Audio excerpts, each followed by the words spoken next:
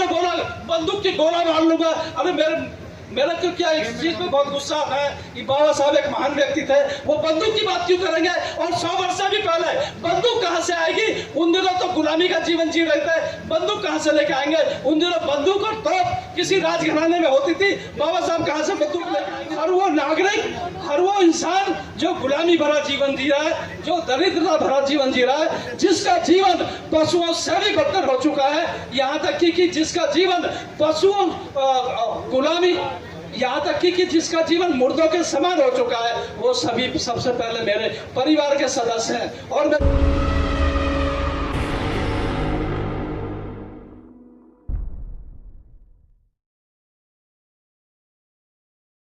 कि आप पवित्र संकल्प भूमि पर आए हैं और आप जगह जगह देख रहे हैं बाबा साहब का संकल्प यहाँ पर क्लियर लिखा हुआ है। अब क्योंकि दूसरे सदस्य ने ऐसा बोल दिया, एक बार एक भाई ने और बोला, इसके लिए जरूरत पड़ गई इस बात का स्पष्टीकरण करने के लिए। आपको मैं एक बात बता दूं, जितने भी संसार में महापुरुष हैं, उन्होंने अपने ज्ञान से संसार को बदला है, बंदूक के दम पर नहीं बदला। क्या महात्मा फूले जी के पास कोई हथियार था? क्या कबीरदास जी के पास कोई हथियार था?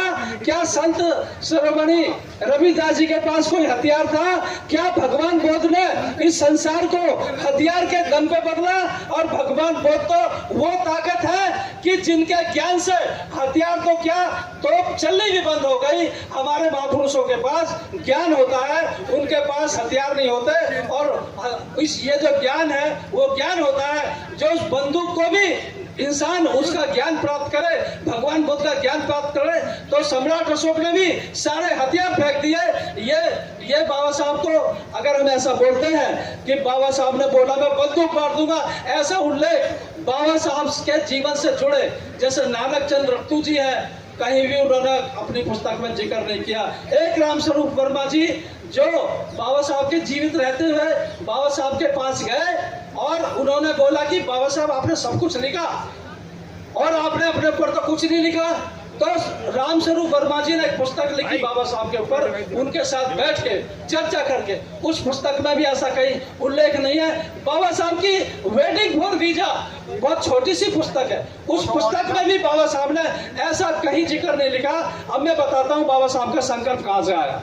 अंदर जो तस्वीर लगी है उसमें भी बाबा साहब का संकल्प लिखा हुआ है, यहाँ पर भी लिखा हुआ है, हर कागज पर लिखा हुआ है। एक संदेश तू पूरी दुनिया भर को एक अंतरराष्ट्रीय संदेश जाता है कि बाबा साहब ने बोला बंदूक की गोला मार लूंगा। अरे मेरा तो क्या इस चीज पे बहुत गुस्सा आता है कि बाबा साहब एक महान व्यक्ति थे, वो बंदूक की बात क्यों करेंगे? और 100 वर्ष से भी पहले बंदूक कहां से आएगी? उन दिनों तो गुलामी का जीवन जी रहे थे, बंदूक कहां से लेके आएंगे? उन दिनों बंदूक और तोप किसी राजघराने में होती थी, बाबा साहब कहां से बंदूक लेके आएंगे? लोगों की हमारे कुछ भाइयों ने लोगों की आस्था से उनके मनोबल से खेलकर इस चीज को गलत रूप दे दिया कि बाबा साहब ने कहा बंदूक से गोली मार लूंगा। बाबा साहब की किसी पुस्तक में ऐसा कोई उल्लेख नहीं है। आपको मैं बता दूं संकल्प जो हमने लिखा है वो कहां से लिखा, बाबा साहब का संकल्प कहां से आया। यशवंत राव जी जो बाबा साहब के पुत्र थे, उन्होंने बाबा साहब से कहा कि पिताजी आपसे कम पढ़े लिखे जो वकील है, आप तो सबसे बड़े वकील हैं भारत के और पूरे भारत के विद्वान है प्रथम नंबर के, जो आपसे कम पढ़े लिखे वकील हैं, उनके पास कई कई गाड़ियां और कई कई बंगले हैं, क्या दिया है आपने हमको? आप सोचो कि बाबा साहब ने अपने बच्चों को क्या दिया, उनकी औलाद ऐसे कह रही है। तब बाबा साहब बोले यशवंत राव तू मेरा अकेला संतान नहीं है, मेरे लाखों करोड़ों संतान है, उनमें उन सबका गाड़ी बंगला महल में रह सके उसके योग्य बना रहा हूं, तुम मेरा अकेला संतान नहीं है। इसके लिए इस संकल्प पर सबसे पहले क्या लिखा है कि बाबा साहब ने जब संकल्प लिया, सबसे पहले यह संकल्प लिया कि आज से वो मेरे 5-10 परिवार के सदस्य, वो अकेले मेरे परिवार के सदस्य नहीं है, बल्कि इस भारत का हर वो नागरिक, हर वो इंसान जो गुलामी भरा जीवन जी रहा है, जो दरिद्रता भरा जीवन जी रहा है, जिसका जीवन पशुओं से भी बदतर हो चुका है, यहाँ तक कि जिसका जीवन पशुओं गुलामी, यहाँ तक कि जिसका जीवन मुर्दों के समान हो चुका है, वो सभी सबसे पहले मेरे परिवार के सदस्य हैं। और मैं जीवन के अंतिम सांस तक इस अमानवीय कृत्य को मिटा कर रहूंगा समता के माध्यम से, मानवता के माध्यम से। इस तरह बाबा साहब ने जो संकल्प लिया वो यहाँ पर अंकित है। आपको अभी एक चीज और बताना पड़ेगा। बहुत सारे हमारे भाई बोलते हैं कि बाबा साहब ने कहा मैं दलितों के लिए ये करूंगा वो करूंगा। बाबा साहब दलितों के नेता नहीं थे। बाबा साहब इस देश के हर उस नागरिक का मसीहा थे जिसका जीवन शोषण भरा, गुलामी भरा जीवन जिसका हो चुका है। बाबा साहब हर उस व्यक्ति के नेता थे, चाहे वो हिंदू हो, चाहे मुस्लिम हो, चाहे किसी भी धर्म का व्यक्ति हो। आप थोड़ा ध्यान तो करो। आज नरेंद्र मोदी जी इस देश के प्रधानमंत्री हैं, द्रौपदी मुर्मू जी इस देश की राष्ट्रपति हैं, इससे पहले सरदार मनमोहन सिंह जी इस देश के प्रधानमंत्री थे। ये सब कहां से राजा बन गए? ये बाबा साहब के इस संकल्प की देन है। जो संकल्प का द्वार है ना, ये जो आपको दिखता है, ये किसी राष्ट्रपति भवन से कम नहीं है। यहीं से राष्ट्रपति भवन और प्रधानमंत्री भवन तक पहुंचने का इस देश के हर नागरिक को, हर जाति के, धर्म के हर लोगों को बाबा साहब ने यहाँ से ऐसा द्वार खोला है कि इस देश का कोई भी नागरिक, इस देश का कोई भी व्यक्ति राष्ट्रपति भवन तक और प्रधानमंत्री भवन तक पहुंच सकता है। ये देन इस पवित्र संकल्प भूमि की है।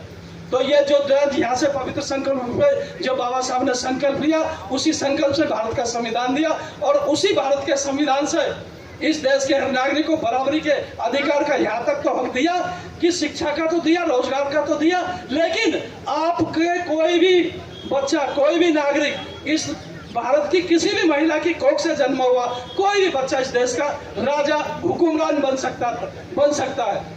पहले जो राजा महाराजा होते थे सिर्फ वही होते थे जिन्होंने किसी महारानी की कोख से जन्म लिया। बाबा साहब ने तो इतना बड़ा अधिकार दे दिया, किसी भी महिला की कोख से जन्मा बच्चा राष्ट्रपति प्रधानमंत्री तक पहुंच सकता है। इसी के लिए हमने जो आप देख रहे हैं ना, संकल्प भूमि पर लिखा हुआ राष्ट्रधाम संकल्प भूमि सयाजी बाग, वो लिखा क्यों है? बहुत सारे लोग इस बात का भी ऑब्जेक्शन उठाते हैं, हम जस्टिफिकेशन देते हैं। अभी हम एक कॉमन जस्टिफिकेशन दे देते हैं। इस राष्ट्र के हर व्यक्ति के लिए, चाहे वो किसी भी धर्म का व्यक्ति हो, राष्ट्र के हर व्यक्ति के लिए जो बराबरी के अधिकार शुरू हुए इस पवित्र भूमि संकल्प भूमि सयाजी बाग से हुए, इसके लिए इस भूमि को राष्ट्रधाम घोषित कर दिया गया है। मेरा नाम राजकुमार, दुनिया मुझे राजकुमार कब कहती है? जब मेरे माँ बापों ने नाम रखा।